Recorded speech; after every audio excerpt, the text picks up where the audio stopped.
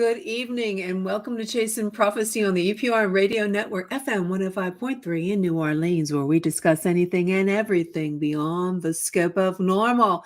I'm Jenny Nicassi, along with my co-host Sean Kelly and John Ventry. Wow, we have a really good show tonight, and I just want to get jab a little bit into it before we get started and say hi. How are I season? How are you? And I'm okay, whatever. Okay. But before we get started, I want to make sure you like us on Facebook, follow us on YouTube, and make sure you comment in the chat if you have a question.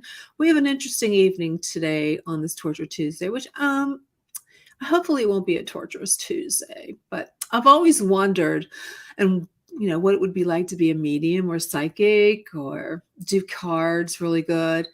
There's people that are born with this sixth sense, as I call it. A lot of them do not want to be called gifted, which I find, odd, because I think it is a gift like any talent, like arts or music. And I find it weird that they don't want to, don't consider it a gift. And we'll just leave it at a sixth sense. Our first guest this evening, his name is Ren Astro, and he's going to discuss his experience as a medium tarot card reader. He's self-taught. So if you're interested in this at all and would like a reading from him, he's awesome. He's also a healer, so I think he can heal you in all aspects of your life, including your emotional, finances, something to look forward to in 2023, what not to look forward to. So before we get started in this evening, just remember to, if you would like a reading, go ahead in the chat and post, and I will send you a link. So we're just going to go ahead with the show. And in our second part of the show, and this was Sean's idea, the 7 deadly sins. Now, I know a few of them, so we're going to discuss what are they? Are they the same as the 10 Commandments? And how do you know you're committing one? And we'll discuss what your ideas are and your thoughts. So if you have comments on that later in the show or questions for any out of us, John, Sean, or myself, please post it in the chat. So I'm going to go ahead and Tommy Miller, what's up, buddy? That's my friend. He's a follower of my show, Into the Night. Good. I'm glad. Yes. So go ahead and we're going to get started on the show. And he's going to come on, I believe, on the 7:30 hour. But I'm going to push my camera back to where it was so you can see my cute little alien friends back there. But how's it going, guys? Good. I'm sure it's better where I am than where you are. Damn straight it is. What's wrong with where we're at? It's 80 degrees. 80 degrees down there. It's sunny. Okay, John. Well, you didn't send me a ticket. You didn't give me a plane ticket. I would have went down. How come you didn't do that? I step out my door. I'm on South Beach. I walked 30 yards. I'm at the water. Are you on the beach? Yes. See any Ocean Drive. That's awesome. Now, do you have a house down there, apartment, or are you just visiting friends or your family? Timeshare. It's a timeshare. I come once a year. And you have friends down there? No, my ex-boss lives here, and I contacted him, but he said he's over in Spain right now. So I wanted to, meet him for lunch one day, but I'll get him next year. Do you go there often? I go once a year, usually December or January. I'll go. Cool. That's interesting. What's your favorite place? What's your favorite place down there that you really enjoy doing? I like Miami. My favorite place to go, or my favorite place in Miami? Your favorite place in Miami? I like it right where I am on Ocean Drive, because the timeshares of these 3 hotels, they're all Art Deco with the neon lights. And it's, like I said, I step outside and it's there. That's the grass, the beach. I'm right there. And either direction you go, it's all restaurants. But Ocean Drive is all restaurants and clubs and a couple of sports bars, the Finnegans and the Clevelander, etc. And, I watched the Lion game Sunday night, and I've always been a Lion fan, even though I've never lived in Michigan. And that was cool, So I like coming here, but there's a lot of places I like going. I usually go down to Orlando somewhere around April. They used to go for spring training in March, but the Tigers haven't been a good team. So I go down actually end of April before it gets really hot, and I go to the single A games in Lakeland. I do that every year, and I make That's my way awesome. around Vegas. I've got 11 timeshare weeks. It's actually about, depending on where you go, it could be anywhere between 80 and 90 days. So I got about 3 months that I don't have to be in Pittsburgh. Now, why? What do you have a Why can't it be any other time? You have to go. I can go anytime. I can go whenever I want. Why do you have to be back? Do you have to be back? Can you go anytime? Do you have a? No, I can go anytime it's available. I can go. Matter of fact, my son right now, I mentioned that he moved to Missouri, but his house isn't built yet. I got him. It was, believe it or not, a Black Friday timeshare sale at the Hilton in Branson, Missouri, the resort. 28 days. And then, as an owner, you just pay a maintenance fee. The maintenance fee for 28 days was $315. It's like $12 a night. It cost them more for the utilities and the cleaning service. It worked out great for him because his house isn't built yet. So that worked out good. I was in Lake Tahoe about 6 weeks ago. I went there, got hit with a huge storm, and I couldn't get over the mountain. I didn't have chains or four-wheel drive because I flew into Reno. So I make my way around. I go to Vegas. I go all over the place. California, Hawaii. Hi, Jeff. Hi, Lisa. Hi, everybody. Now, if you want a reading, he's coming on after he introduces himself. He's going to do the tarot cards reading. So if you like a reading, please post. Tommy is first, I believe, isn't it? Right, Sean, is Tommy first? Tommy Miller's first. Tommy Miller's first. So, well, I think it's fascinating that you get to travel. I don't travel too much. I have a German Shepherd dog, and I don't want to leave my dog, and she does not like. That's the thing with dogs; it's hard, because I've always had Dobermans. I've had 5, and you got to pay to put them in a kennel. Then you come back and. The dogs are sick. I don't think I'd ever put Ava in the kennel. I don't think she'd last. She's already has issues. Well, they get anxiety when you leave them, and every time I put the dog in the kennel, I've had to take him to the vet because it's either mites in the ear or stomach problems from being left alone, diarrhea. It's like, I don't know. I love my dogs, but I also like to travel, so. But I got to go back to international travel, because COVID ruined it the last 3 years. It just kind of opened up recently that you could start going all over the place again. And there's places I want to go. I want to get to Greece. I want to go to Jerusalem. I want to go. I want to go to Egypt.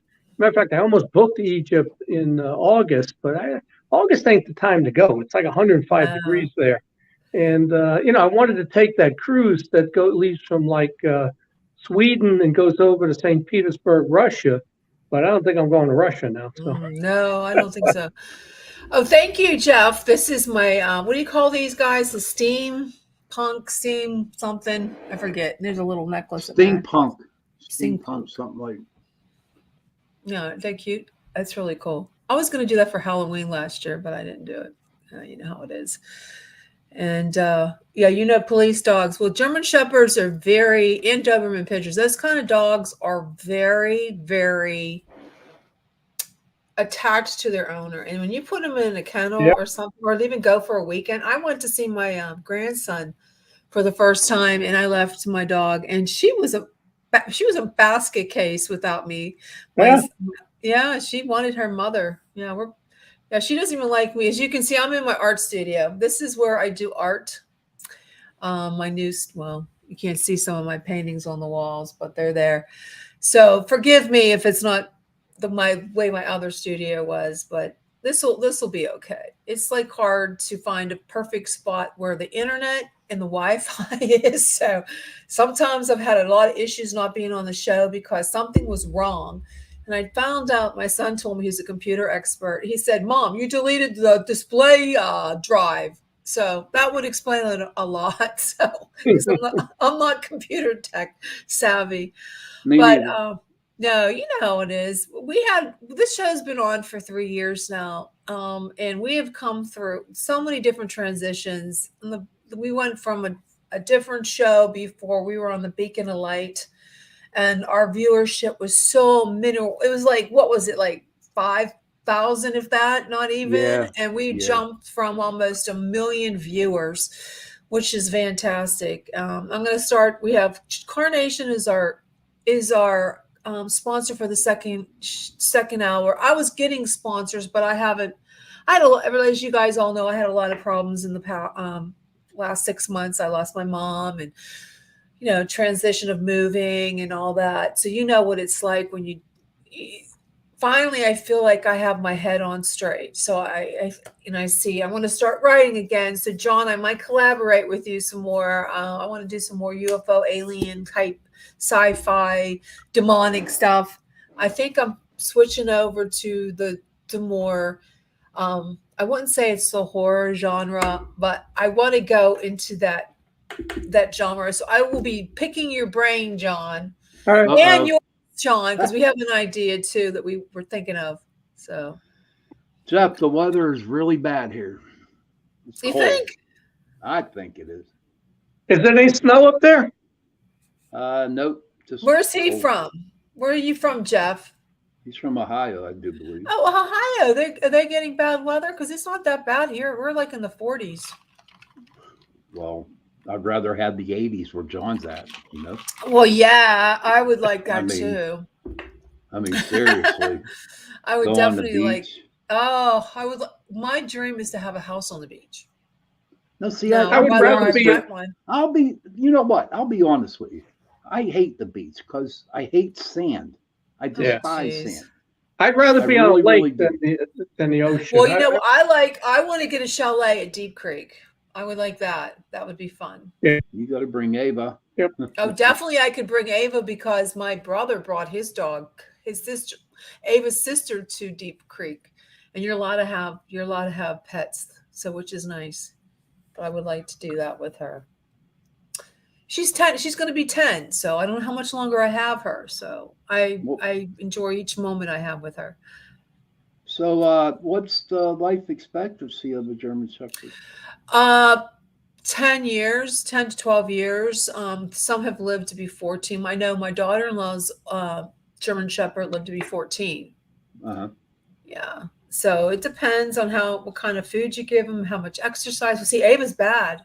Ava wants to eat ice cream cones. She wants to eat ice cream sandwiches. she wants to eat all the bad stuff. And every time we eat, she wants something. Does she get like the pup cups?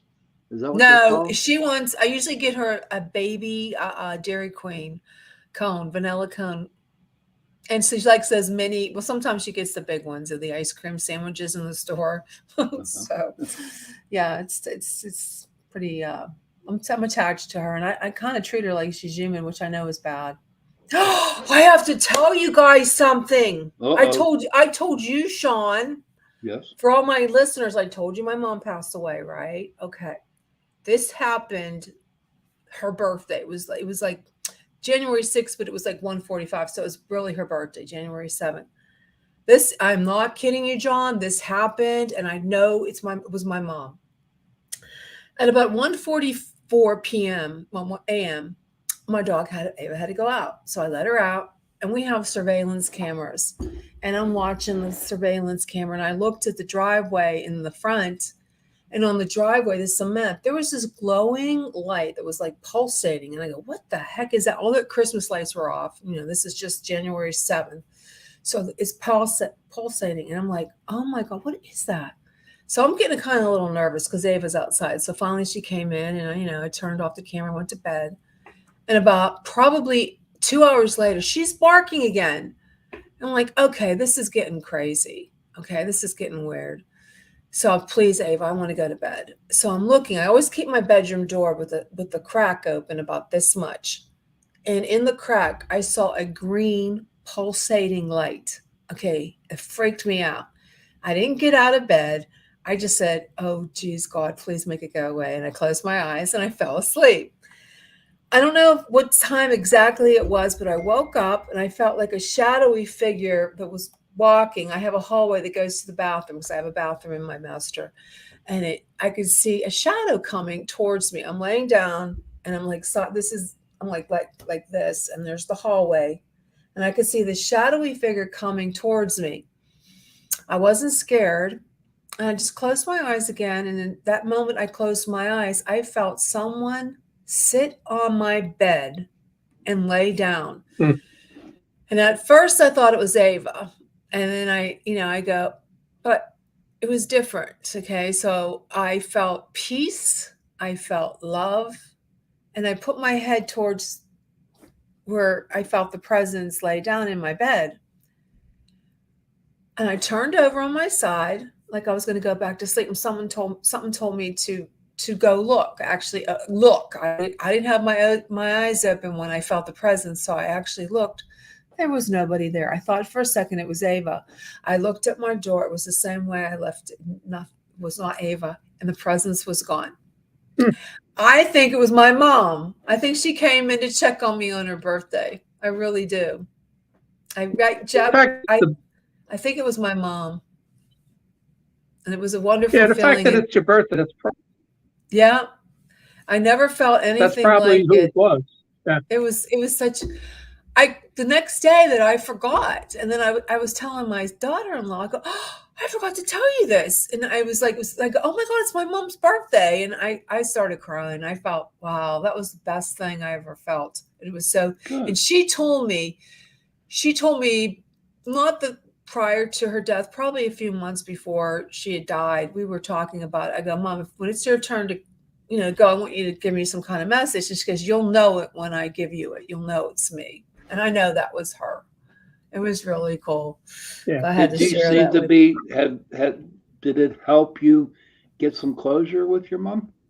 Oh yeah. I mean, I still cried like hell on her birthday. It was horrible. I know she's at peace. And I know, like, I was watching so many different shows on death, and I know that she's with my family, my sisters that passed away. I lost 2 sisters and a brother and a father in 10-year span, plus my mom. I know they're all together, but I know that if I need my mom or my dad, if they're going to help me get out of a situation, I really do, if I need them.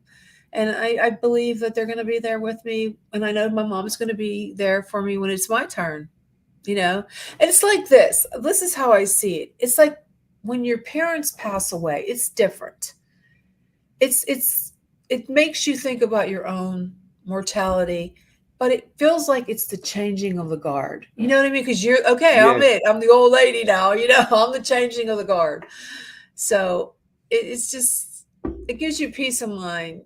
Yeah, Jeff, it gives you peace of mind that I know when I think of my parents or my sisters, if I need them, that they're going to be there. I mean, I can almost guarantee that half the time that I was going through this grieving process, that they were right there with me.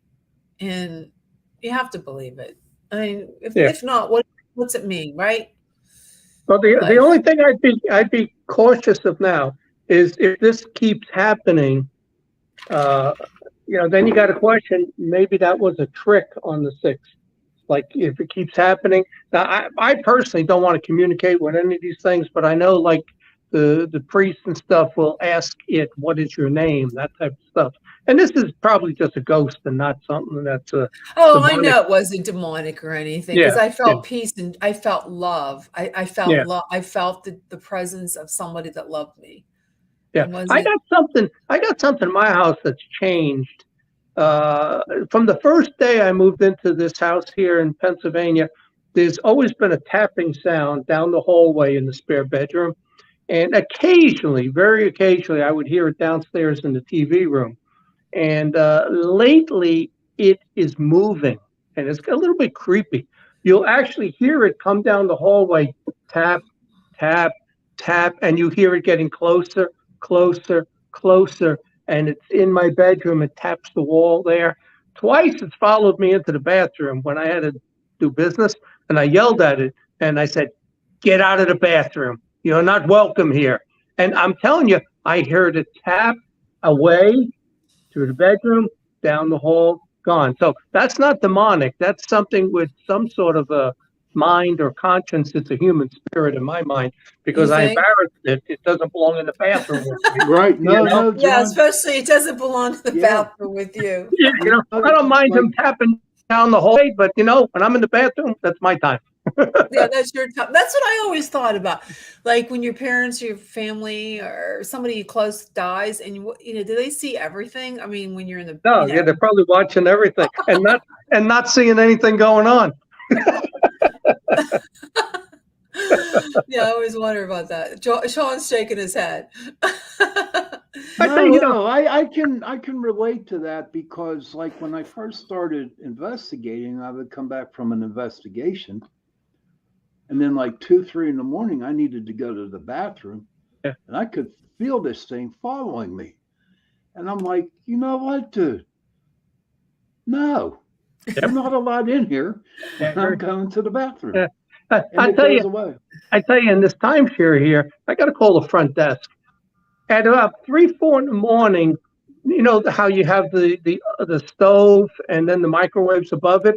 It is dark when I go to bed at 10:30. At about 3, 4 in the morning, the light comes on. So I don't know if there's a timer. I got to ask them at the front desk. Is there a timer like on the microwave somewhere that turns that light on? It's Maybe. come it's come on every night. Well, who puts a light on at like 3 in the morning? Somebody must have had it on. That's what I'm assuming it is. But it's funny. You're sound asleep. That little bit of light, your eye picks up on it, and because like alarm clocks, you could have a light clock that puts a light on, and that wakes you up also. It woke me up the last 2 nights. My answer machine battery, the plug wasn't in, and it kept on going beep, beep. I go, what the hell is that? I had to plug it in. But our guest is into the house tonight, so I'm going to go ahead and bring him on. This is Ren Astro. I hope I'm not messing up his name. He is a self-taught tarot card reader and medium. So I'm going to go ahead and bring him on. Hello, good morning, and good evening, Ren. Thank you for joining us. We're on a different time level. Hi, Ren. Hi, thanks for having me, guys. Appreciate it. How's everyone doing? Joining us. Good. Happy as a jaybird. That's good to hear. It's good to hear. So, Ren, I was reading your bio. You're a self-taught tarot card reader medium. Now, explain to me, how does one become a self-taught tarot card reader, and what led you down this path? Why did you want to do this? Well, becoming a self-taught tarot reader is, not that complicated. There's many resources out there to help guide you. But what got me into it is I've kind of always been into the supernatural, paranormal, kind of medium, psychic realm. I always liked that growing up, and then plus my mother was a tarot reader. She used to do that when she was growing up, so I always, thought it was interesting. And but I really got into it about a year ago, starting to read what it was all about, what each card meant, and then over the course of the year, just slowly been studying on it. And a lot of my readings for a lot of the people that I've done it for, it's relatively accurate. I can't say every single one's been accurate, but I find it as just a way to tap into the possibility of different realms and use it for a little bit of guidance, because it's in the very nitty gritty of it. It's nothing more than a way to get a different perspective on different scenarios. Interesting. Did you have a gift? We were discussing in the beginning of the show how some psychic mediums do not like to say that. They like to say that they have a sixth sense. Would you call it a gift, or is it just a sixth sense that everybody has that you just need to develop? I don't know if everyone has. I don't know if everyone's sensitive. I think there's people that are more susceptible or more sensitive to it. I think the average person is not. I don't know if it's just because they're not open to it, or maybe they haven't had an experience in their life that put them close to that area, like that realm, or beyond the veil, as some people would say. Mhm. Oh, Well, see, interesting. I can, for my experience and how mine grew, I had a near death experience. In fact, I died. But when I came back, I started to hear things, feel things, and see things that weren't there. Yeah. And it really creeped me out because I didn't even know anything about the metaphysical world, about tarot reading and anything like that. And I'm thinking, I've gone, I went to priests, I went to ministers, went to pastors trying to find an answer, but I just couldn't find an answer. So and it was told to me, from a couple of practice psychics and sensitives. They told me is whenever somebody has a traumatic experience in their life, or a near death, or someone died and comes back, your old spirit, your old soul, jumps out of your body and goes, and a new one jumps in to make your senses a little bit more stronger. I believe that whoever you believe in, if it's God, if it's spirit, whoever you believe in, they see that, you got some broad shoulders there. So I feel that they give a little bit more extra to people who they think they can do it. That's what I Yeah, I think. It's think. Or, No, go ahead, John. yeah, or once you're touched by one of these, it the fact that you've they made contact with you, it does something to your soul, your mind, whatever. And because same thing happened to me. I was having the mind experiences, and but then calling upon God and Jesus to drive it out. And when I finally, after two priests and the counter I had was, I don't know what the hell was going to happen, but I don't know if it was going to, I think it was going to take my soul, but I was able to drive it out.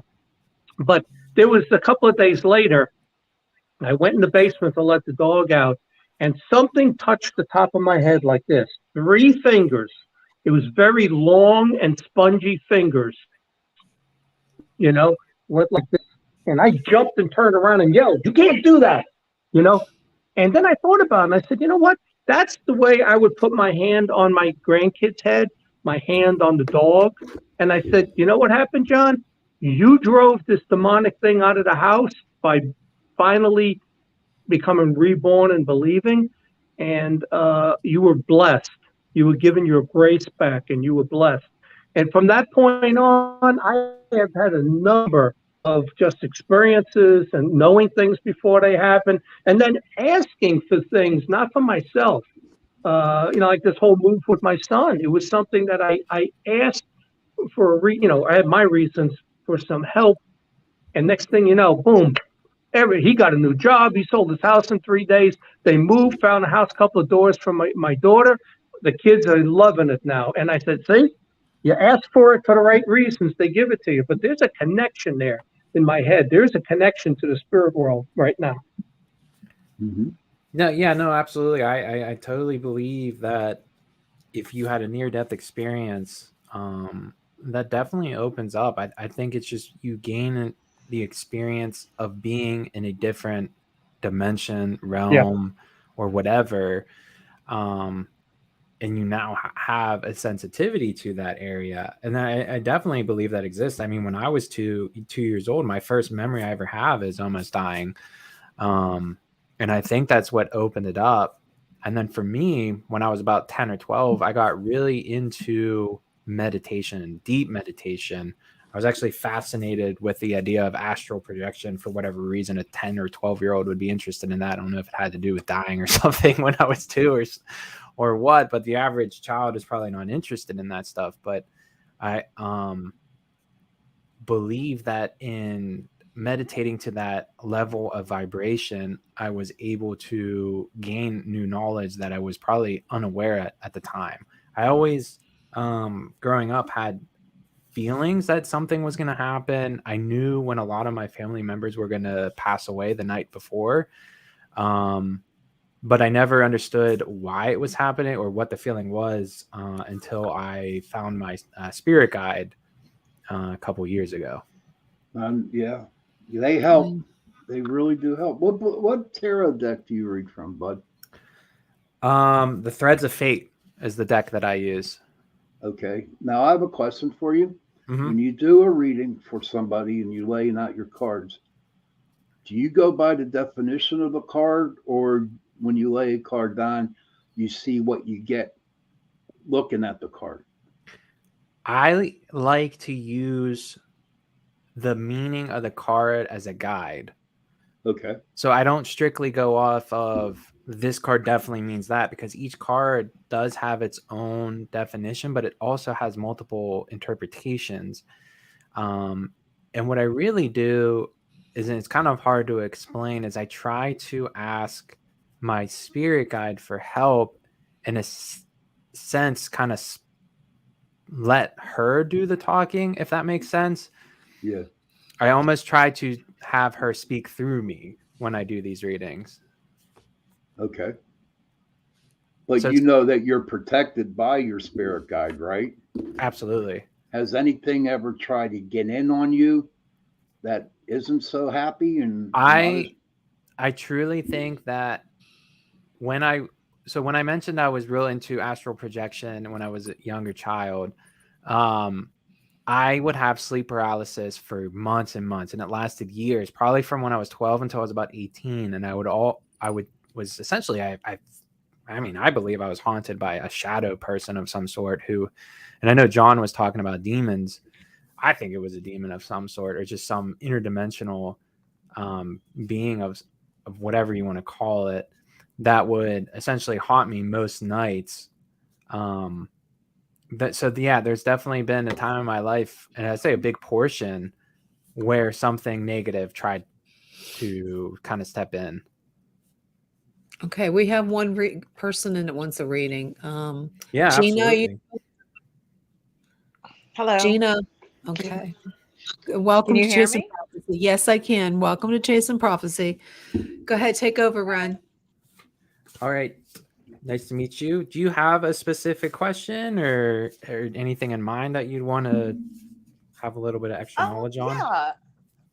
So, I'd like to know about my love life, Okay. like how that looks and, whatever you see. So just in general, like if, something's going to come about, or if you're currently with Yeah. someone, Any- okay. Yeah. All right. So I've been essentially just shuffling my deck here as we've been talking. It's kind of different when you're not in person, but just try to concentrate on 3 different cards for me, okay? Okay. And I'm going to draw the first one here, and I'm going to try and channel kind of your energy as well to pick the cards, okay? So bear with me for one moment. So we're pulling the first card. I was trying to get my camera to work, but I couldn't do it. I don't know, it was just being goofy. So so there's not dead air. What I'd like to do with my tarots is, when I'm giving a reading, is I spread the cards out in front of, the person who's getting the reading, and I have them run their hands over the deck, and whatever card that feels warm for them, I tell them that's the card they should pick. Mm-hmm. And then we draw 3 cards. Usually I do 3 card spreads. I just think it's it's the easiest. Okay. So with your love life in question here, it was very interesting, is you got 2 sovereign cards, or 2 queens. Okay. The queens are usually indicative of love, motherly attraction, or being a mother figure, giving back, or something like that. But your first card, the Sovereign of Coins, okay? Now, the coins or the pentacles are usually your earthly or material aspects. And then having the Sovereign of Coins in the reverse position, what that's going to indicate is you might be either feeling that your loved one you might perceive them as being self-absorbed. So maybe thinking that they're spending too much time on themselves and not particularly paying enough attention to you. You might be right now a little bit insecure in the relationship. And maybe that's why you brought up the question, is that you're really not sure of which area it's going into. There might be conflict in your home, in this relationship, if you're in one right now. And then the next card that you got. So the way I'm going to do this deck for you is that the first card's kind of what's the real question at mind. And then the middle card, because you can't see it, but the next card is the card that's kind of where it's going to go. And then the third card will be kind of the advice card. Okay. So the next card is the judgment card. Now that's a major arcana. That's a major life event, essentially. And then having the judgment card in the reverse position is, again, plays on the first card that we got, is that you're probably having some self-doubt in this relationship, or you're very indecisive of maybe which way to go with it. There might be some unfairness involved, whether they're not giving you the attention that you want, or maybe you feel like you're giving too much attention and you're not getting that in return. Or maybe someone's not willing to learn, or maybe you guys are just having trouble communicating. So one of you is being maybe a little bit too judgmental, essentially. Now, playing off of that, the Sovereign of Cups. Now, your cups are your emotions. Okay, the cups represent emotion, emotional state. And then having the Sovereign of Cups in the reverse position, because that's what it came, again, plays on to insecurity. It's a very sensitive time. So if I had to kind of give a direction, I would really think on where this relationship, if you're in one or if you're really considering one, take these aspects and use it to kind of self-reflect on everything, maybe become a little bit more dependent and gain some confidence in the relationship. So to me, this card means there's a lot of insecurity. The relationship may be fragile, but I think maybe with a little bit of communication between your partner, that maybe you can resolve some of this. So I don't know if that's kind of helpful in any way, but that's kind of what I get. That's what I get from the cards. Well, that's really awesome reading and pretty spot on. I'm glad to hear it was a little accurate. I mean, it's not like it's and one thing to remember is that tarot cards are never negative. Okay, so there's never a bad outlook or a negative connotation to the cards. So everything you want to look at in a positive self. Okay, so just because it's we were saying where it's like insecurity, fragile, it's essentially advice or guidance to help you, kind of give you an outlook of where to improve things. Okay. Thanks. Sounds Thanks, good. Ren. Thanks for joining us tonight, Gina. You have a good night. Oh, you're welcome. Thank you. Okay, we have Tommy in the house. Hey, Good Tom. Good evening, That's my bud. Tommy. What's up, Tom? Go ahead, Ren. Hey, how's it going? How would you like to start this? It's kind of the same thing. Do you have any question in mind or anything in particular that you'd want to know about? Sorry, I'm a little under the weather, but just like maybe the overall of what's to come this year. So kind of like do you want like a past, present, future, or more of a now, tomorrow, and then later on? The second one. The second one. Okay. So just like I told our previous guest, try to focus on 3 cards. I'm going to pick the first one. This is kind of your present era right now. Okay. So we're picking the first one. So that was now or today. The next card we're going to do is kind of like a near future. So tomorrow. And then the next card we'll do is just the year in advance. Okay. Ooh. Interesting. I like this. So the first card that you got, and that's the today, is the Ruler of Swords. Okay. The Ruler of Swords is a very good card to have, I think, when we're looking at prospects of the future. Okay.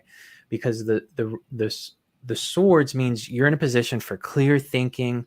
You're in a great place to make very smart decisions about your career, your love life, your finances, and you have to understand that the swords represents communication and intelligence. So you're in a very good position to drive your future forward, which is really nice is that we got the Ace of Swords. Now, the Ace of Swords means that you have clarity, power that's going to back up all of this clear thinking and discipline that you have, and you're ready to take forward with you into the long-term future. So right now in your today and then into your tomorrow, you're going to have a lot of opportunity, I think, to really take your life forward, and it's going to be focused and it's going to show a lot of truth. So this is, I mean, it's kind of, I always say this is funny just because you got all swords in your spread right now. And the Four of Swords is your kind of year out projection, and you're going to have a lot of relaxation, a lot of peace and rejuvenation. So I think what's going to happen in the year is that you're going to take your skill set, your life into a very positive direction that's going to leave you by the end of the year rejuvenated, relaxed, and you're going to have a lot of inner peace. Mm-hmm. Good. Sounds Nice. good, Tommy. Hey, Tom. I hope that gave you a little bit of insight that you'd want to hear. Well, good. Well, thanks for joining us tonight. Well, that's great. If you'd like a reading from Ren, post in the chat and we'll send you a link. Those are really good readings. I think Yeah, it Gina was real was. So, happy. can you give me one, please? Absolutely.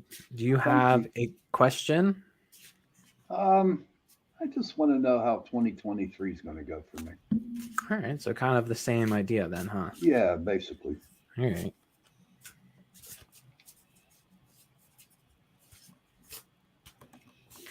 Is there something that's possibly troubling you? Oh, there's so much troubling me right now, Ren, honest to Pete. Anything in particular?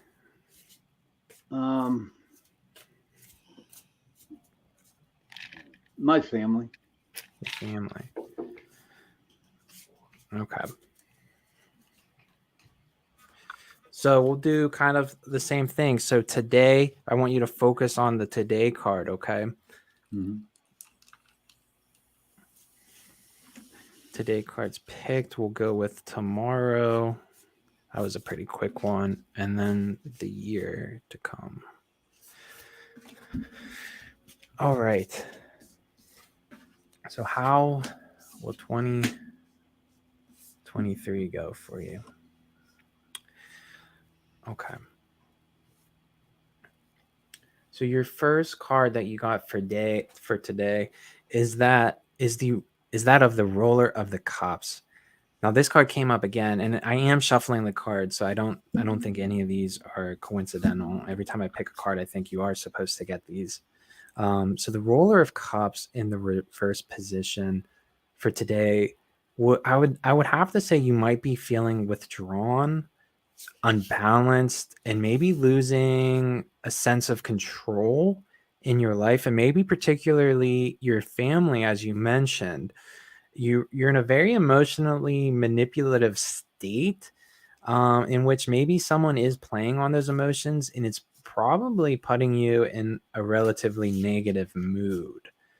Now, the next card, which would be tomorrow, is the Sovereign of Coins, or the Queen of Coins, or the Queen of Pentacles. Is that I would have to say is, while you may be feeling this negative emotion, this would be a time to start maybe giving out to those that you care for, or grounding yourself, maybe start taking care of yourself rather than maybe focusing on others. Now, the Sovereign of Coins is usually a motherly card. It kind of gives you the impression that either two scenarios, you're going to be the motherly figure giving to others, or maybe someone's going to come into your life and act as that motherly figure and to start nurturing you, taking care of you. Now, the kind of year out projection is the 6 of Coins in the reverse position. Uh-oh. So don't think of reverse as negative. It's just opposite, kind of yin and yang. Okay.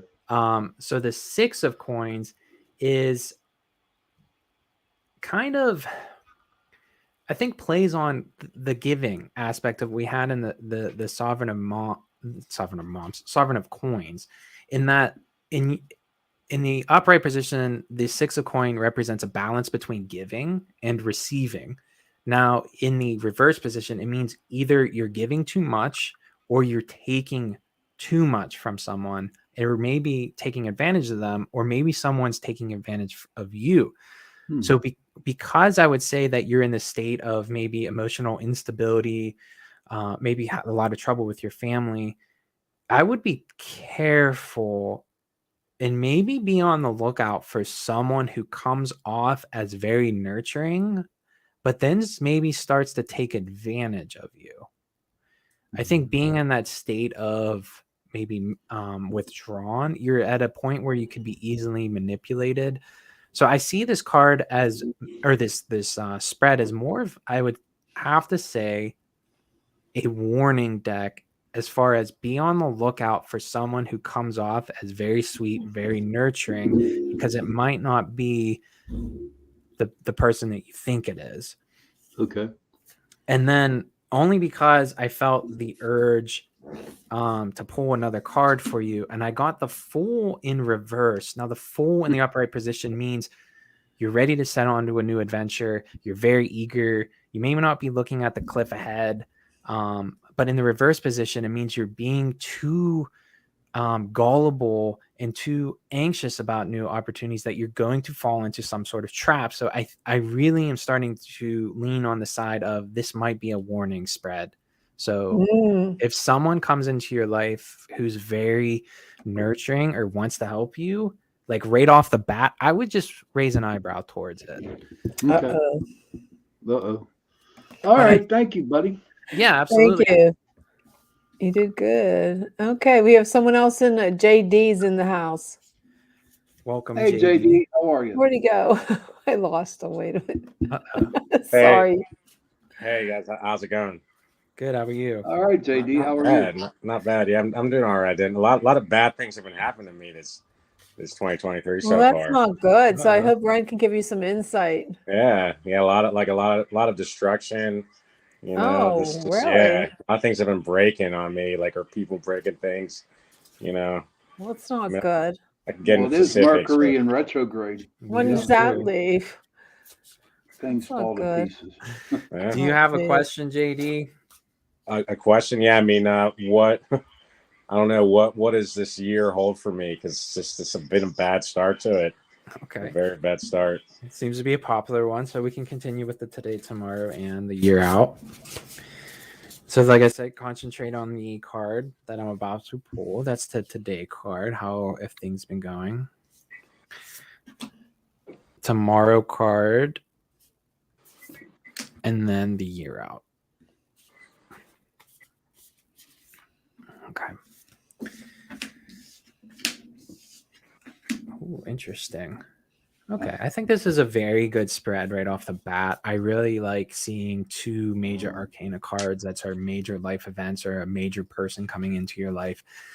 Now, which is very interesting, is that you got the World card. Now, the World card is the last card in the major arcana deck, and it usually represents the end of your journey. I should say the end of the Fool's journey, because the first card in the major arcana deck is the Fool, and then the last card in the major arcana is the World. But the World in reverse indicates that you are feeling stagnant in this journey. So you started as the Fool, you went through your life journey, you got to the position that you wanted, but you feel that you have a lack of achievement right now. You're very stagnant, and you're just feeling incomplete at your current place in life. Now, you did get for your tomorrow the Two of Cups. This is your, again, cups represent emotion. So because you're at this place of stagnation, maybe you're feeling you have lack of success, but that doesn't mean that you're unsuccessful. Is that now you feel that there's a lot of tension, withdrawal. You're very untrusting of a lot of individuals maybe in your life, and there's a lot of tension and imbalance. So as we go into the new year, you're very kind of on the edge of in which direction you're going to. Now, good news is that we have the sun. That's the 2023 as far as the year ahead. You got the sun card in the upright position. The sun is great because whatever the year might be not starting off as where you want it to be, but by the end of the year, you're going to have a lot of vitality, optimism, freedom, and joy. Something's going to happen this year that's going to put you at a place where you honestly just feel like the center of the world. You're very warm, essentially the sun. So you're going to be confident, you're going to be happy. So I think there's a lot to look forward to. It's just you might have to find yourself out of this rut and maybe just start a new journey. Oh, that sounds good. Well, makes sense. Yeah, appreciate it. Yeah, That's no really problem. good. Thank you, Ren. Well, thank you. We have Yep. we have Bert on the show. Go ahead, Bert. Oops, Hey, I how's everyone doing tonight? Good. How are you? Good. So I'm gonna go with what everyone else is going, since it's a new year. All right. I'm trying to see what 2023 has in store for me, and yeah, I appreciate any insight you can give, Ren. All right, we'll do. So again, we'll start with today.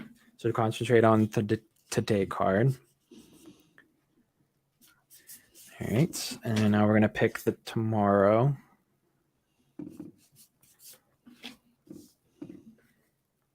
I need to make a comment when he's done. And yeah, absolutely. And then the year out. Okay.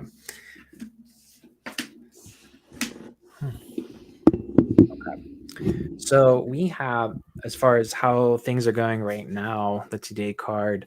It's so funny. This card keeps coming up for everyone. The Sovereign of Cups, the Queen of Cups in reverse.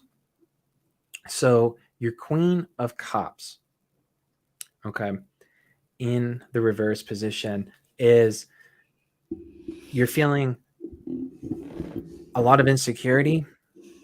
You're sensitive, which maybe is maybe why I kept, for some whatever reason I was hearing is why. Is there a possibility that you are asking yourself why, or there's a lot of uncertainty in your life right now? Not so much. Okay. The next card I have is the Three of Swords. Now that's tomorrow, and is going to be in the reverse position. So the Three of Swords in the reverse position is kind of a nice card to have in a future prospect, because it means that there's a lot of recovery, healing from any past pain or maybe past trauma, not necessarily traumas, but just hardships in general. So even if we say that today you might have some lingering uncertainty, or you feel sensitive of that emotion, that we're going to go into the new year in a positive outlook. Now we have the Five of Wands in the reverse position, which I think can go either two ways. So you're either going to find yourself in a position where you're avoiding conflict, you have a lot of tension, or you get peace. So the Five of Wands in the upright position usually means conflict of some sort, but in the reverse position, it means that you're going to have a lot of peace, truces built off of this. So I think just in general, your years is probably going to go very smoothly. I don't think there's going to be any or too many ups and downs. I think it's just essentially just going to be a smooth ride. But I'm not getting like too much as far as specifics go, and kind of cloudy, to be honest. Cloudy as in not as clear. But for what you see is just no big changes. Is status quo.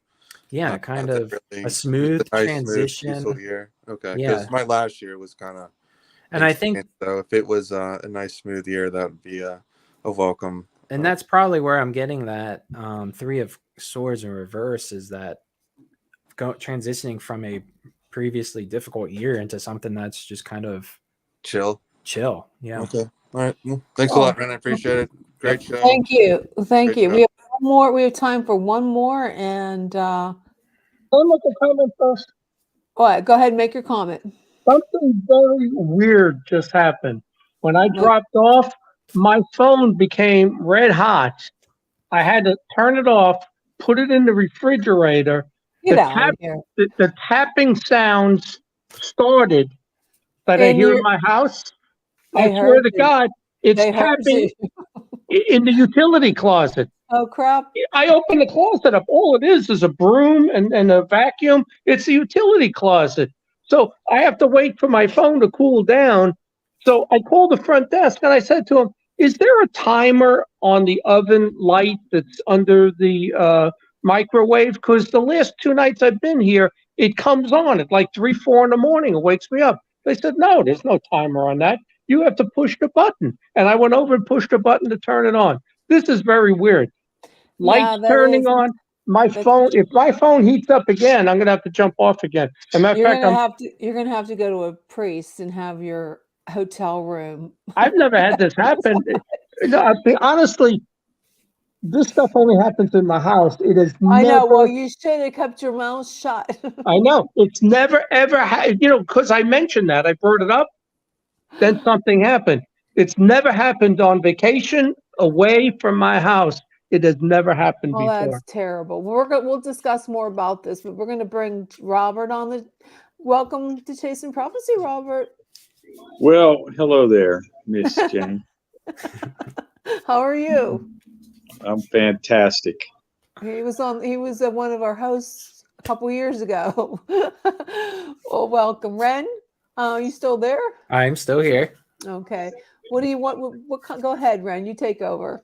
Do you have any questions in particular that you'd want? Kind of. Man, I don't know. Life is quite a circus these days. Life is always a circus that will never cease to entertain us. Do you want to past, present, future, or kind of go up, piggyback of everyone? And Yeah, go ahead. Go for it. Go for it. I know my past. My present's kind of okay, turvy, and who knows about the future. Okay, so we're going to do today, tomorrow, and the future then? Yeah, why not? All right. Do you agree, Jen? I agree. Okay. You concur? I concur. Everyone concurs. Okay. So let's see what you got. Interesting. So the first card, as far as today's situation goes, is the Nine of Swords in reversed. Now, the nine of Swords in the upright position usually means a lot of trauma, depression, anxiety, something really bad happening in your life recently or in the short past behind you. But in the reverse position, it does indicate that you've come to a position where you can finally cope with whatever that incident was in your life and that you're on the path to recovery. Now, for the tomorrow card is the Justice card in reversed, which kind of may play on whatever may have happened in your past and where you felt there was corruption, there may have been a lack of accountability, or that maybe you felt that you were due some retribution but may never have gotten. If that is the case, at least we know that you're in a position where you are going to heal, or you have coped with this position. Now, the last card you got for the kind of year outlook is the 10 of Swords. Now, the 10 of Swords is essentially you've learned from all of this. Whatever happened, you've learned your lesson. You learn how to survive in your new world, and then you plan on to improve. So maybe you have a lot of plans to improve your life over the next year. But what I see is overall is that something happened in your past that may have caused you a lot of harm, but you've healed from it. You've maybe accepted that there might not be justice for you, but now you're just ready to move on and improve your life overall is kind of what I see. I don't know if that's accurate or helpful for you, but that's how I read this spread, at least. I can somewhat relate to some of the things you said, especially the past. Mm-hmm. Yeah, I get it. I get it. So I would just expect, a lot of improvements in your life for the next year. So it's most likely going to be a good year for you. Well, I'm hoping it is. Yeah. Got 355 days left. I got 355 days to improve it. So He's our last. You're our last reading. Is there anything else you want to ask him before we set him on his merry way? Send me on my way, my merry way. Well, for Ren, he's done after this. Is there anything else you would like to know? Can you pull another card for him if you have a question? Can you do yes or no questions or not? I can do yes Yeah, or no. tell me. But go ahead. I'm curious about my health because I have a health issue going on at the moment. Okay. Are you like shocking? There's the question: are you going to improve or? Well, I hope so. Yes, I do. Okay. I hope I improve from it. Okay. Let me see what I can find. Let's see what comes up. For these yes or no type questions, I kind of just like to pull one card from the deck. Yes or no questions are kind of hard to interpret because the tarot cards are not meant for yes or no. They're usually meant for open-ended interpretations. What we got here is the Ruler of Cups in the upright position, or the King of Cups. So if I had to give you an answer to the question, I would say whatever happens is going to leave you emotionally balanced and a lot wiser and probably a lot more devoted to your emotional well-being. This can either come as an advisor, a counselor who's going to help you through this process. But being it's a king card, you're going to come up on top of whatever it is. So it's a positive reading. Good. That's good. It's good to know. That's good. I'm glad. Thank you. All right. All right. Thank you. Thank you so much, Robert, for joining us. All right. I hope he gave you some insight. Yes, I will chat with you later. Okay. We will. Ren, Bye-bye. Ren, do you have any insight into what I just said? We're doing the show. I mentioned there was a demonic entity in my house. I felt that early when we started the show that I felt like I was touched by an angel or something after it was driven out. And then we're doing the show. My phone turned red hot. The screen turned white. Said phone was warming up. Turned red hot. I had to put it in the refrigerator, and I got those knocking sounds in the utility closet over here. What's your thoughts on that? Are you getting any feelings on it? And I had mentioned the 2 nights before, at like 3, 4 in the morning, a light in the kitchen comes on by itself. Well, if you do have something or something attached to you, and when you talk about it, you're essentially provoking it. Yeah. And maybe being that myself are in the chat with you, it's possible you're drawing some energy from you or from me. I think so. I think there's energy came. Was there any point where, I mean, like, obviously you when you got off, I'm sure you were questioning, saying why to yourself a lot of why this is happening. I know when I was giving one of the guests' readings, I felt unease at one point when you weren't here. I wonder if that just had something to do with it, if I was picking up on anything in that particular. I don't know, but it didn't heat up until you got on the show. It's And that's possible it's me. yeah, well, I mean, energy coming through or whatever, there's something there. But the phone, I'm telling you, the phone got so hot, I thought the battery was going to light up. You know how sometimes phones, they explode and they catch on fire. I actually took it and I put it in the refrigerator. The phone was so freaking hot, I put it in the refrigerator. Yeah, I mean, it's either that or it's just a technical glitch. So I hope it's not something coming through the phone. Well, I think they can. Well, I remember I mentioned a couple of times on the show, I had a girlfriend back in 2015 when all this demonic stuff was going on. Colleen. No, not her. You know her. Right? She dated your brother. Colleen was just Colleen. But I had a girlfriend that in Pittsburgh, this Italian woman, she had a green card, and I dated her for a little while. And she said when we broke up, she calls me years later, like 2 years ago. So you figure it's 5-6 years have gone by. And she says, John, ever since I dated you, from 3 to 4 in the morning for a solid hour, there's a slow knock on the bathroom wall. The neighbors hear it. You know, it's a slow. She goes. She has to move. She said, but then what she did, she called me back and said, "I want you to listen to this." And I knew that once I listened to it, it was going to come through the phone, and that was exactly what happened. The knocking started again in my house, and she got rid of it by sending it to me through the phone. So that's true. It can go through the phone. That's the point I'm making. That she sent it back to me because she thought it came from me, and it probably did. Maybe. it's possible. Possible. I don't know, Ren. I think you got I think you helped a lot of people tonight. Yes, you a lot did, of happy Ren. ones. Thank I you. hope so. Yeah, you're But very thank welcome. you, Thanks for Ren. having me, guys. Appreciate it.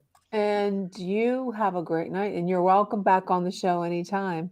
Thank you. Yes. I will Is have there to a pick up on- website or anything that someone can talk to you about?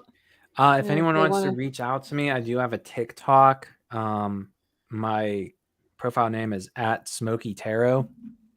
So if anyone is interested in readings or anything, just wants questions answered or kind of into it, just send me a message on there. How thank often do you go on TikTok? So, I've not on as far as doing live readings as much as I want to. I am trying to kind of get back into it. But like I said, if you want to reach out for kind of more guidance or a reading in the future, just shoot me a message on there, and I will get back to you. Awesome. Good, great. Thank you Well, for thank you being so on the much, show. Ren, Yeah. for joining us tonight. You have a great night. You too. Thanks, guys. Bye-bye. Well, that was interesting. Yeah. Do we have to do our commercial now, don't we? Oh, yes, we do. Is it? Oh, wow, it's our second hour. Well, thank you, Carnation, for sponsoring the second hour of Chasing Prophecy Radio. I like your wonderful Carnation instant cereal, the protein drink, and I actually have a picture. I'm gonna have to post next time. I took a picture when I was cooking for Christmas. I used Carnation evaporated milk. Mhm. It's delicious, and I want to thank you again for sponsoring this hour of Chasing Prophecy. Mhm. I usually do music, and I got caught off guard because you did that. Okay. Okay. Well, now John has demonic presence in his. John, they can. You know what's crazy? I was thinking about that when you were saying that. How do you know that the whatever's at your house don't follow you everywhere, but really doesn't show itself? Do you know what I Well, mean? it could. I mean, it could go everywhere with me. But the only thing I'm saying is this is the first time I travel 10, 12 weeks a year that I'm away. This is the first time in a, timeshare hotel room type thing that I've ever had anything happen. I've never had, even when that demonic entity was there in 2014 and 15, I never had any of that stuff happen when I went away. And this is the first time it happened. And it happened right after I told you about the fact that I feel like I got blessed. You know, that thing put its hand on my head like that. And it was 3 spongy fingers, you know, like it Oh. hadn't, like it came through a dimension. It hadn't fully materialized, like it's an angel, let's say, and it blessed me. And that's exactly what I think it was, you know. And then all of a sudden, what, 15 minutes later, my phone's overheating, and then the knocking starts in the closet. And then I called the front desk, and they said, "There's no timer on that light. It's turning on by itself at 3, 4 in the morning." Is there any way you can set up a camera? This phone, but I think it would catch fire. You're funny. Hey, Taylor, Okay. how are you? Okay, let's get on to the second half of the show. We're going to discuss the 7 deadly sins. Now, my question is, where did they come from? I hope No. somebody looked. I hope somebody looked this stuff up because I didn't get a chance. I was in Miami at downtown. Okay, reading if a you have little any bit. if you have any questions or comments, please put them in the chat, and we'll get to them. If you know what they suddenly, well, I know, I'm looking at it right now, but I want to know, where did they come from? No, was I this think not? it was in I would old say Catholic teachings. Yeah, okay, they're old Catholic teachings. I understand that, but there has to be Dante's Dante's Inferno. Inferno. Yes. Okay, now what is okay, now somebody doesn't know what Dante's Inferno is. Well, Dante Alighieri, about 500 years ago, wrote a book where you would go down to each level, and he would describe certain sins, and then what happens to that person, you know, at those levels. But you know, the interesting thing is, while I'm here on vacation, I'm reading a book about heaven and hell. I think is the name of the book, and you know, it talks about how the ancient people, and I'm going back, you know, prior to the Egyptians, let's say, there was no talk of, no belief that you get punished. You know, that came along later, kind of with actually Moses and all of that type of stuff, that we get judged and punished. But the real ancients, they didn't believe that. They said that you would, like in Homer wrote the Iliad and the Odyssey, and in there you pretty much would go to this nether world where you were kind of like spaced out, no sense of time, and there was no punishment, but there was like no joy either. It was pretty dreadful that you just existed in this like void, and that's what they believed death was, you know. But Dante, and he might not have been the originator on this. He might have got it from some older teachings or a novel or Yeah, something. it's from a Christian monk. I can't pronounce his name. It's Eva Grassa Ponticus. I think that's something sort of like his pronunciation, but he wrote Isn't that down what Italian? Isn't that I'm Italian? sure it is, but I don't know. He wrote down what he believed to be the eight evil sins, evil thoughts. So it's he was during the the 4th century. He was a monk. Okay, so that's where I always got it confused with the 10 Commandments. Okay, because No, I I thought don't think. they were similar, but they're not. So, what's the first one, John? Pride. Now, the first one is lust. Wow. Oh, I'm guilty.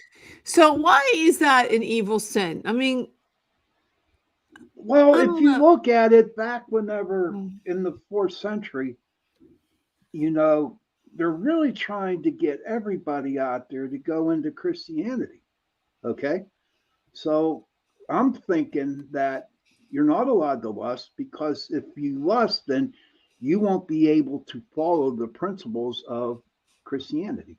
Well, also, you know, it goes. Moses was like 1100 BC, and you had the Mhm. 10 Commandments, right?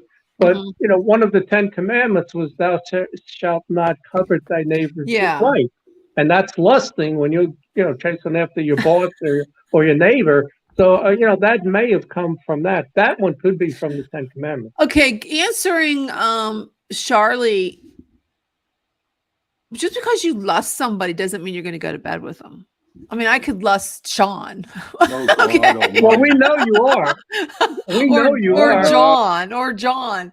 it doesn't mean Or going to jump in Bob, bed or with them, Robert, or you know. Bob, Robert. We won't go down that road. Well, impure thoughts. It's a funny thing in the Christian faith.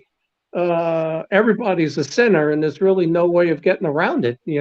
Because any impure thoughts, and you're guilty, and now you got to be judged. So it could be jealousy. I mean, it's anything, and it's going to happen to everybody. So it's like nobody can actually get Yeah, into but heaven. I'm disagreeing with Charlie because I don't think if you have a desire for somebody or you secretly lust after them doesn't mean you're going to jump in bed with them. But but that's she's what right a little bit. Yeah, but that's what is it? That's why we're not animals. We would be what she if we wrote were underneath. animals. What? Thoughts can lead to obsession, which opens the door for so much more. Yeah, she just put it up. Well, yeah, I get that, but I don't think if you lust after somebody, that means that you're going to go to jump in bed with them. To me, if we all does. lusted somebody, we wouldn't be human beings. We would be like animals who just go and have sex with everybody. To me, it means you're alive. Yeah, lust means you're alive. Yeah, that's true. It means you got some hormones in you. Anyways, that's a good thing. Okay. That's a good offer.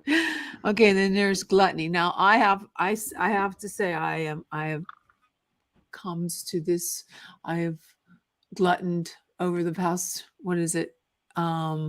holiday. I think we all can say gluttony can be overeating, it can be over drinking, and gluttony can be having too much sex too, right, Charlie? I think they're referring to food. Well, food is the same thing. Well, you can put it in the same category, glutton. You drink too much, yeah. you eat too much. Well, what do you think, Sean? I think what is the definition of gluttony? That I think it's food. You end up like That's me a going sin. you go to a buffet and you just eat half. Yeah, of it's like a pig. Once.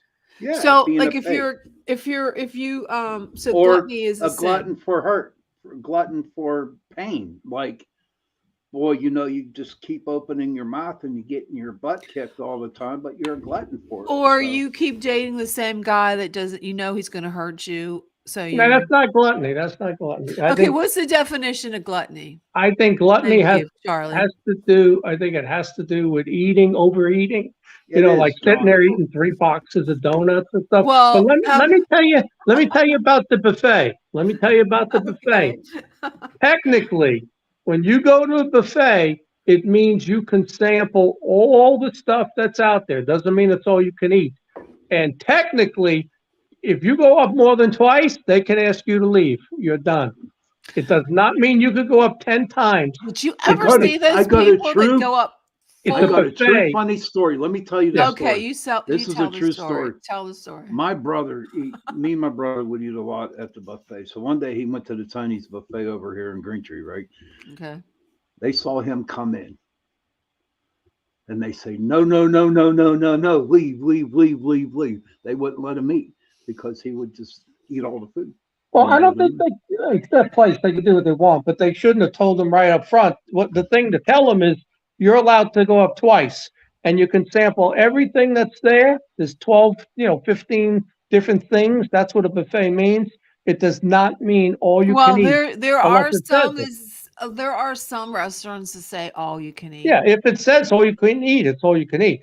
But a normal buffet means there's a wide variety that you can try. So that binging is gluttony, right? Yeah. What about when you binge watch Netflix? Is that the same thing? No, gluttony is food. It's okay, food. What is the definition again? Would somebody look it up? I don't know. I'm on my phone. I can't look it up. Okay, let me see. Definition of gluttony. I can't even spell gluttony. Gluttony is the spirit that follows me around because I'm going to smash its face. If it shows its habitual greed or excess in eating. Yeah, okay, so it is eating. Yes. Okay, so Thanksgiving, we all We all committed, glutton ourselves, gluttoned man. ourselves. Then we die. Then we And wait then for the hams Christmas and Christmas. cookies and parties when you eat too much. Okay. Well, we all sinned against that, so we all should be ashamed of ourselves. Why? Both are not correct. The restaurant is being greedy as far as not wanting to lose money, and person is being okay. Okay, we got that one. So the next one is greed. Yeah. I want this and I want that. Well, and do whatever I you can have, do. I guess I committed that one too. We committed them all. Everybody. Well, has you them know, all. I've been watching, this is going on a totally, well, maybe not. Yeah, I guess it is on the same subject as this. I'm watching on Hulu, oh my God, Hulu, the Chippendales. It's called Welcome to the Chippendales. Now, during the 80s, that was very popular. I mean, I went to see the Chippendales. I had a Chippendale calendar. I almost dated a Chippendale. I mean, thank God I didn't. They were very popular. And this movie depicted an immigrant who was the owner of, the creator of he was from India, the Chippendales. And he was such a nice guy. He was a nerdy kind of guy. He was such a nice guy. And greed, it totally changed everything about this man to the point where eventually took his life. So you have to be really, really conscientious when you think about greed and not go down that path, because it can destroy you. It can destroy your whole family. This is amazing how awful greed is. Like wanting more, greedy. I'm greedy. I want this. I want that. I don't want to give you that. It's mine. You can't have it, you know. Well, I just took the boat ride today around Fisher Island, where the minimum income there is $2 million a year, or $2 million. The minimum rent is $2 million a year. And I'm looking at it, and I'm looking at the size of these yachts, and this guy has $1 billion, and here's Rihanna's house, and here's Puff Daddy's house, and I just look at it and I said, what do they do to give back? And a lot of them do nothing. They don't do anything to help anybody. They don't even help their families. They're sitting on $17 billion. Yeah, I just and can't they fathom that. won't help a brother or a sister or their parents. That's greed. But it's not money. Money is not the root of evil. It's the want of money. And some people, it's like, I became a millionaire, but my neighbor's got 1.3. I got to get to 1.4. Yeah. But then the guy around the corner's got 6. I got to get to 7. That's greed. But it's amazing if you have just a little bit of money, and then when you do, you just want more money and more money and more money, and it changes you. It changes your whole. If you have Hulu, I would suggest even getting just to watch how this man just changed from being such a nice guy. And it's funny though, I'm not going to spoil it for anybody, give you spoilers, because the ending was like, wow. It's like, it's. Hey, Sean, what did your buddy Jesus say about greed and money? I don't have a freaking clue, John. I thought you were buddies, but he made a comment that it's like I don't know the exact phrase, but for a rich man to get into heaven is like going through the eye of a needle. It's very hard. Yeah, it's because of the greed.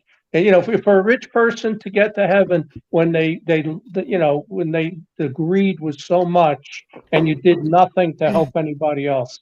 That's the test. That's the test. Is how you used your money.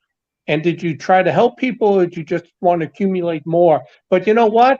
There ain't a damn thing you got in your life that goes with you when you die. Oh, Zero. no, nothing. And Zero. that's what's scary. You Nothing. take nothing with you. So Chaley says, if you guys have not seen the movie Seven, she recommends it. Yeah. I've seen that. That is one creepy movie, man. And that was all about the 7 deadly sins. So yes, exactly. That was crazy, man. The end of the movie. Scrooge is my favorite movie. It was a serial killer, wasn't it? Yeah. It's like I mean, if I had billions of money, I would give it away. That's why I don't think I could trust myself, You even if I know, hit the wall. I I would heard a give it to wise everybody. I heard a wise man say one time, you're born in with nothing, and when you You die, definitely, no yeah, matter it's how much money you got, like John said, you doesn't can't take matter. it with you. And life is You know. really so short to even to enjoy. I mean, some of these people, they live in these elegant houses and they have like three, like Dr. Oz. What? How many mansions does he have? I mean, houses he has. And Yeah, Well, it's just stupid. Well, get an something I RV. did. Something I did a couple months ago. My cleaning lady quit, but her sister took over right earlier in the year, and then got the summertime, and I noticed when she was pulling up to the house, she's leaking oil all over the place, and like 2 months in a row. And I said, "What's going on with your car?" And she goes, "Well, it's leaking oil, and I'm putting 3 quarts of oil in it just to get to your house and back." And I said, "Come on, you're done cleaning, taking you over to A1 Auto Care. We're getting it fixed. I paid for it. $767. I paid to replace all the gaskets on her engine. Wow. And I Wow, felt good God about bless you, that. man. I felt good about that. And I said, Yeah. look, you got to work it off. So you're going to clean, for the next 5, 6 months, whatever. Do you know? And I like to test people sometimes. She cleaned 4 times and then she never came back. So she didn't work it all off. She worked 2/3 of it off, changed her phone, gone. Yeah. It Wow. was it was disappointing because I did it to help her, and I felt good about doing that because she was somebody that nobody would help. Her sister disowned her, and I felt really good about. I even said to my son, the right thing for me to do would be to buy her a used car and not get to ask for anything in exchange, but because she needed it. That was somebody who actually needed it, Did you and Right. do it? and I felt bad that all I did was fix her car. I could have done more. Well, But there you then go. Well, you know what, John? My mom had told us a long time ago, and I live by it. For every good deed that you do for anybody, for a person, whatever, any good deed, there's a check mark in the big book up in the sky. probably. Well, So it usually comes when back to Saint you Pete someday. when Saint Pete opens up that book and sees all those check marks, dude, it's a way of getting into heaven. But I used to believe that, and then I've read more stuff in Christianity that it had good deeds, and my pastor has said this a couple of times. You don't get into heaven for good deeds, and I always thought that that would be the things: doing the right thing, helping others, good deeds would get you into heaven. The only way you get into heaven is what you believe, because you could do good deeds, but you make your money loan sharking or whatever, or muscling stores for protection. So where did you get your money from? You know what I'm saying? You're getting your money illegally, but then you do some good deeds. That don't get you into heaven. It's all about what you believe. Hmm. Hmm. There you Yeah, go. sometimes it's really confusing. Yeah, okay. This next one is sloth. That's me. That now that one I can see is like being totally lazy and not you should be cleaning your house, it's a mess. You should be doing something. That's sloth. If you So is you that what it means? Lazy or just slow Yeah, moving? it's no, it means knowing you should do something, but you decide not to. You'd rather just lay around the house and sleep. Yeah, lazy. I have a hard time with that. I mean, there was times where I said, no, you get up and do something. Like, I don't know. I have a hard time maybe once every 2 months that I'll just say, you know what, I'm just gonna watch TV all day. Because I feel guilty doing it. I Well, really I feel mean, that's fine to guilty. do occasionally, but Yeah. I mean, you just can't do nothing your whole life. So I mean, that's a sin. That's a sin too. you, No, yeah, I feel really guilty when I just want. I'm just gonna sit around. I'm just gonna lay around all day. I ain't gonna do well, anything. what's going on right now in the country because they threw around all that stimulus money. The CEO of Home Depot was saying, why isn't people getting upset about socialism? Why won't these people go to work? These young people will not take a job as long as the government is handing them checks. So Are to they me, still that handing out checks? I don't know. They still well, they doing had that? been, and Okay. that's sloth. Or they're living in their parents' basement and they're not becoming adults and they refuse to go to work. I worked really hard under a lot of stress at UPS, hugely, and because I had to make something of myself, but these other people just don't want it. They don't want to try. That's Mhm. sloth. We just lay around, don't do anything. Yeah, they just don't do anything. Saley Yeah. said, "Don't feel guilty for that, Jen." She said that is Yeah, I okay. do. I mean, I said, damn, I just want to go lay down and watch TV all day. Like just don't I know people, I feel guilty. I get dressed every day. During COVID and stuff, people just stayed in their pajamas. I was up, I was exercising, I was fully dressed. Yeah, I tried. But sometimes if you binge watch a show, I wouldn't mind at all to sit there and watch like 8 Oh episodes yeah. in one day. I do that in the evening. I'll do everything in the daytime, and then I like when I'm done with the show, I'm going to go curl up on the couch with Ava and Yeah. watch something on Netflix. Jen, do you know any cleaning ladies? Because I'm sloth about cleaning my house. I'll do a little bit, but Actually, I'm not wiping everything down. there was a woman. I after my mom died, I got a cleaning lady to come and do some things for me, and she was really good. But I don't get cleaning ladies. I try to do everything myself. If I had the money, that's one thing. If I was in the Cape, I would get a cleaning lady once a Yeah. week. There's some things I just don't want to do. I do not No. want to wipe every object, every picture, every knick-knack, every Yeah, it's a shelf. pain in the butt, but I you do know not what? want to do If you that. I mean, don't do it, your house is going to look like I'll dirty. pay somebody. I'll pay somebody. Yeah, your house will look dirty. You Do have you to let have the house cleaner clean your ETs and stuff like that, John? No, the cleaning lady. I had my cleaning lady for like 12, 13 years, and then her sister took over. Right. I haven't cleaned my house since No. I mean, when you 2009. when you did have the cleaning lady, did you let her touch your Oh yeah, antiques that she are cleaned down there? everything. Yeah, I'm not tell you what, they were good. Every object on the shelf, they had a wet glove or a spray, whatever they did. They lifted every object and massaged There it, you put it go. back. There's a cleaning service for you. Where you see Charlie that? posted Home Glow. Home glow. Okay. I like Yeah. somebody who uses the person that I know I can trust them. Well, you have to make sure they're bonded and everything. You just don't want someone coming in your house and cleaning. Well, I mean, if somebody else uses them, I'll tell you one time years ago, a girl at UPS in accounting, she had left the company, but I knew her and the girls in the office said, "Oh, use her to clean your house." Before I found the prior cleaning lady, so she's cleaning and she's doing fine. I come home one day from work, and there's her son rifling through my DVDs with an armful of them. That he was, and she goes, "Oh, he would," she cleaned for about 4 months. She said, he just borrows them, watches them, and then brings them back and then borrows more. I said, wait a minute, you never asked me. You can't do that. You can't take my movies to watch, And so I told him, put them all back, and I didn't bring them back to the house. Oh, jeez. Okay, well, moving on. The next one is wrath. Now, does that mean like war or fighting? What is that? Anger. Is that a sin, being angry? I think anger, yeah, the wrath of Khan. Oh, okay, it's uncontrolled feelings of anger, rage, and even hatred. I know. I guess I felt that one too. I've had that. Yeah, everybody has. Everybody has. I feel that in the political area. To be honest with you, running for governor against the Democrats, the liberals, and the progressives. It's like. So we've all had that one too. So the next one, because we're running out of time, we have 20 minutes left.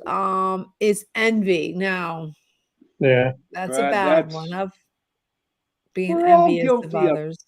But if you look at that, list, it's the 4th century monk telling you gotta not do these things so you can get into the gates of heaven, and come join us and don't do this, and then you're going to be a better person.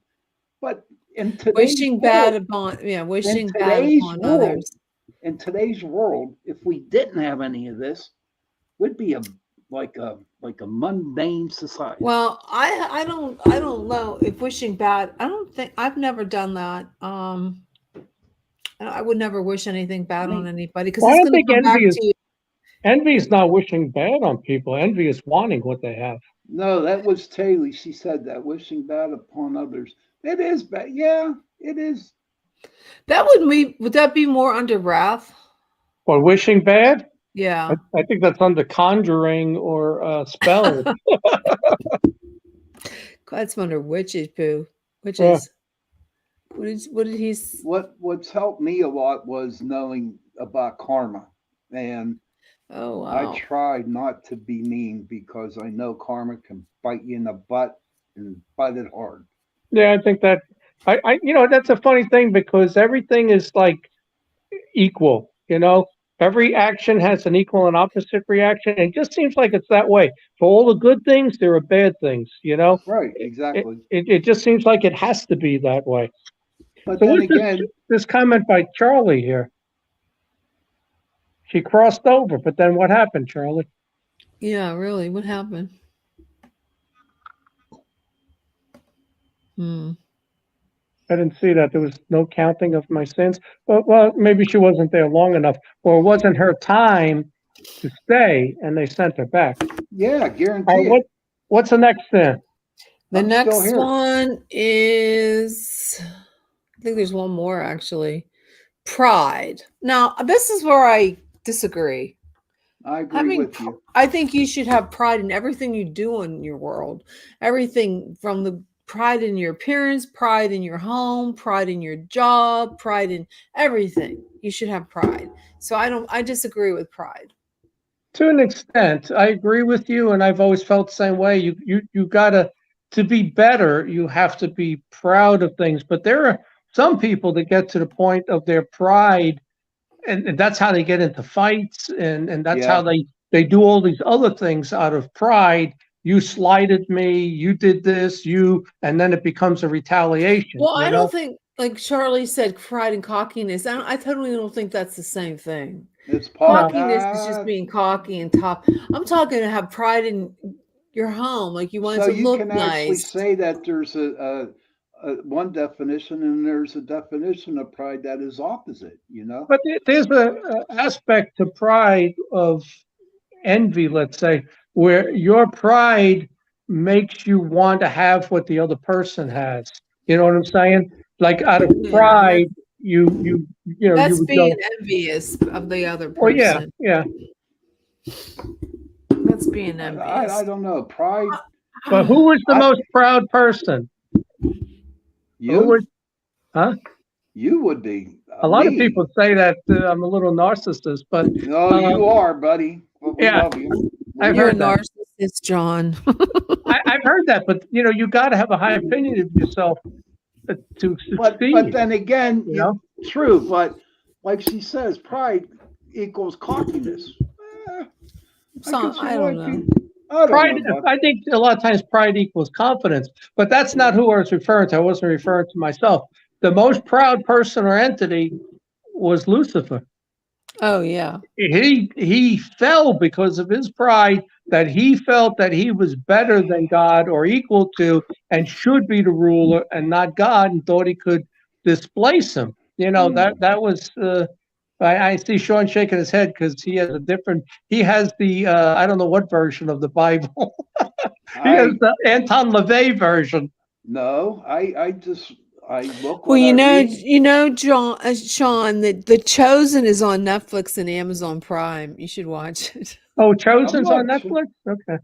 I'm not about being chosen. It's just I look at what I read, and I listen to people who are theologians, and I listen to people who study the religions. And I'm not. That's for another show, John. You got to get me on your show, John, and we'll have a debate on it. All right. But he does it with Fred. I don't think you'd want to.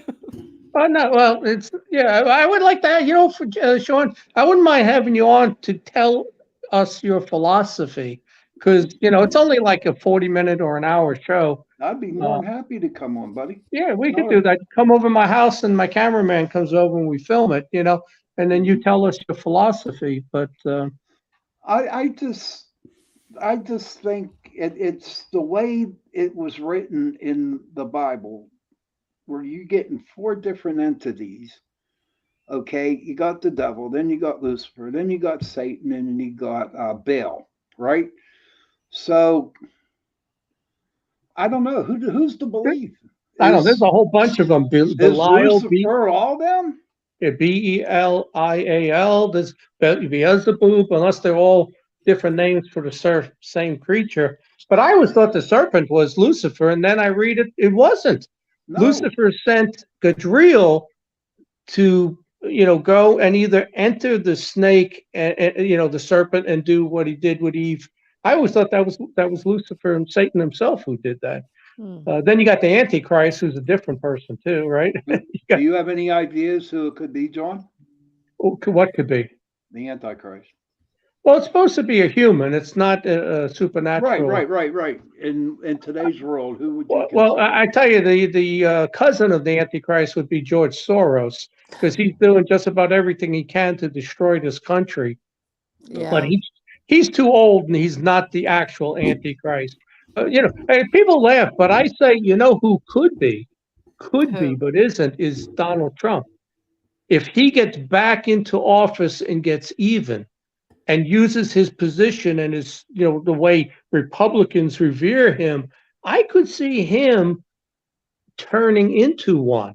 He's not now, and he's not the Antichrist, because I'm a big Trump fan to an extent, but I could see the makings there of somebody who could then turn. Because of what? Pride, envy, because he got screwed over, should have been the second term. I could see it happening, and he falls into at least 6 of the deadly sins. Even though I'm a staunch Republican, but I could see that happening. Actually, could. I don't know. So I don't know who the Antichrist is. Something. Here she goes. What do you guys think of the mark of the beast being the vaccine? Hold on a second. Charlie says confidence is sexy, or whatever it was. Charlie, post your picture. I can tell you what your future dating is. No. I used to think I about the vaccine. I didn't get the vaccine. I would never get the vaccine. I agree with you to an extent there, Charlie. I think you're taking something into your body that alters you. And, I don't know how much of it's true or not true, but, lacing it with HIV or putting something in there that changes your DNA, if it's trying to take you from not being in the image of the creator, then that is like the mark. That's something that you should never do. Yeah. I only know one person in my family that took it, that got the vaccine. I didn't get it. I didn't either. I would never get it. Yep.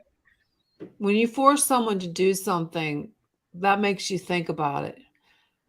Especially when the government forces you to get a vaccine, you really have to think, what are you putting in your body? And it's not a vaccine. This is an experimental drug. I don't even know what the purpose was for it to mimic.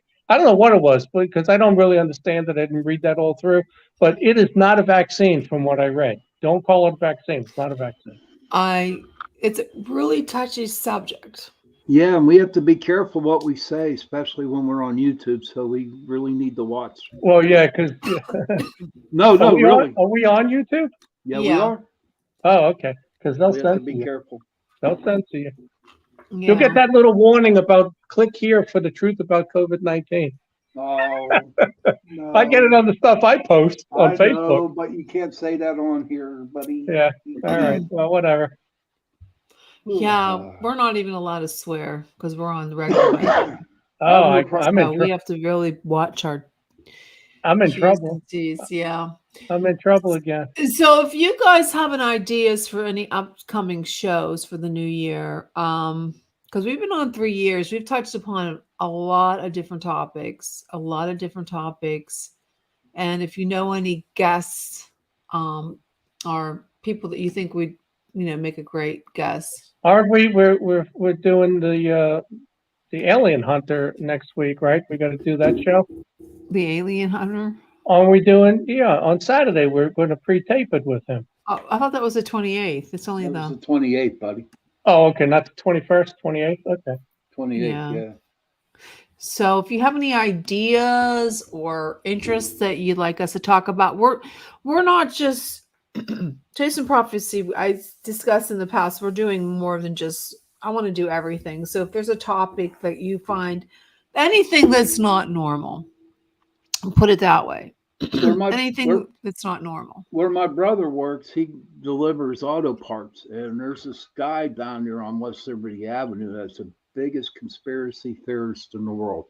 And he warned my brother 3 weeks ago. He said, "You watch what happens in Brazil." And I would like to bring him on. Oh, get his contact information. I I just definitely think, will. I just want to talk about everything Thank you, and Chaley. anything. Thank you, Chaley. Anything and everything. Yeah, thank you. That's beyond the scope of normal. There's something that's just not normal. Chemtrails, anything that, go dive deeper into things that, CGI, MK Ultra, more aspects of it. Anything that's just not normal, or Britney Spears. There's a TikTok that was going around that her eyes changed to almost like reptilian. Reptilian. Really? Where is Kanye? Where's Kanye? Where is he disappeared. He disappeared for a while, right? Yeah, he just disappeared. I don't know where he's. Somebody said they saw him at some kind of function. They say he's dead. He could be with Epstein. He could be, he bought Parlor and was taking on Jeffrey, the left. There's a makeup artist, Jeffrey. I'm trying to think what his name is. That he came out with talking about the Luminari, and now he's disappeared. How about all those athletes that are having heart attacks and dying on the field? That's the vaccine. That's COVID. That's Charlie, you send us your contact. We'd love to have you on the show. Like the vaccine, like all these young people dropping dead. Some people think it's the vaccine. It is. It absolutely is. I'm one of them. Okay. So many people, too many young people dying. Did you notice? Hey, Sean, you're not on Medicare yet, right? Not yet. So many seniors died that they dropped the Medicare charge. I'm a senior now, and I'm on Medicare. So many of them died from COVID that they actually reduced the monthly rate. Jeffree Stars, Charlie. That's right. Yes. Yeah, they reduced the price because they knocked off so many seniors. They're able to cut the price of Medicare. Yeah, so if we're going to be talking about all these, it's just I would like if you think if you know anybody that would want to be a guest who would like to discuss this on the show, let us know. I was trying to get David Polite. David. Why can't I ever get his name right? David. I thought I had him for the Philly conference. I emailed him. He was so happy. And then I waited like a week, and I replied back to him and said, "Well, is it a yes or no? What is it?" And then he got into the amount of money he's being paid now to speak and all of that. And, he's big time now. I was talking to him on Skype. When was it, Sean? When we first talked about missing 411. That was a long time ago. I was talking to his, I don't know, publicist or whatever it is. He just will not get. He keeps on asking me questions. How many viewers do we have? How many outlets do we have? We hit 1.2 million. If he was on the show, we did 1.5. So yeah, he asked me that too. He said, "How many?" And it's funny. He's done the Philly conference before, but he said, "How many people?" And I said, "Well, we maxed out at about 200." I guess he didn't think that was big enough. If he could draw in 400, then I'd pay him. But the place we're at, you can't put 190, 180. You're maxing the place out. Yeah, Sebastian, it is genocide what's going on, and it's all going to come clean out there. It's all going to come out. I mean, why would they have the FDA give all their certificates 75 years after the fact for the COVID vaccine? Like, because they don't. It used to everybody would be dead. It used to be 50 years. And now they want 75. So that's the point, is that nobody that was involved in it would still be alive. That's why it's 75 years. You got to figure you're in your 30s. How many women have lost babies? How many? And then they're wanting babies to get the vaccine. That's just absurd. It's disgusting. It's It's disgraceful. absurd that they would even tell a parent to make their baby 6 months. But then you get these people who follow the orders, you know, like a good Nazi, and they are vaccinating infants and they're vaccinating their kids. I see them all the time because I travel a lot. People walking around with their mask outside in their car. I don't understand. Well, I've You're seen driving in your car. What do you need a mask on for? Yeah, I've seen a lot of people wearing them in the grocery store. I Yeah. almost wore a mask because I see my baby, my granddaughter, and I get worried because of the RSV that's out there, and I don't want to give them anything. And I thought, well, if everybody would go back to being cautious, wearing, washing their hands before they go to the grocery store, washing your hands when you got home. Don't pick your nose in public. You know what I mean? Don't do stupid stuff like it. Don't cough all over everybody. Maybe they would get these new variants of it under control, but people got lazy. They don't care. Unfortunately, they don't care. Well, I'm sorry to hear that, Charlie. Which of the 7 deadly sins is that? Only caring about yourself. Selfishness. Yeah, that would be under selfish. They just don't care anymore. They just Yeah. I mean, when you go wash your hands. Oh, I geez. went on a date the other day. Did you look at Charlie's comment there? Oh, that's terrible. Oh my God. See, I was worried about my grandbabies. My condolences, Shaylee. I'm Shaylee. sorry. Yeah. That's horrible. My son is convinced that he got type 1 diabetes at 4 because it was right after he got that big shot that has everything in it. I don't know what you call it. There's one that has everything in measles, mumps. He says he got the vaccines at once. Well, there used to be, you only got a couple of shots like when we were younger. Now there's like 114 different things that they're vaccinating you for. And that's what's causing all these problems. And the real problem with vaccines are the storage of them. They have to put these chemicals in the vaccines, like aluminum and all these things, to make them last for a year on the shelf. Where vaccines should be shipped to the doctors and have a shelf life of about 2-3 weeks and be used, and then they keep shipping them. Yeah. And you wouldn't have to have all those aluminum and all these things in there that keeps them, Well, that's concerning. when I used to get the flu. When I used to get the flu shot, I don't get it I ain't anymore. getting any. I don't do anything. I don't get it anymore. I would ask for the preservative-free ones because it was the preservatives that causes all the problems. I got the shingles shot, and that's because I heard that's Oh, really well, that bad. was good because I had shingles and it was horrible. Yeah, I heard that's bad, so I got the It was 2 horrible. shots. It That was second horrible. shot of shingles, man, that was terrible. The first one Yeah, was it fine, was- but then the follow-up you get, that one made me feel sick. Yeah, I had shingles. It was horrible. But we're gonna have to say goodnight. Good So night, I just wanna everybody. thank you everyone for joining us tonight. It was a pleasure. If you, like I said, if you want us to have a special show, you post it in our Chasing Prophecy Facebook page. If you're not already following us, follow us on YouTube and Facebook and Twitter. I think we're on TikTok too. I can't remember. Oh, well, Rumble. We're on Rumble too.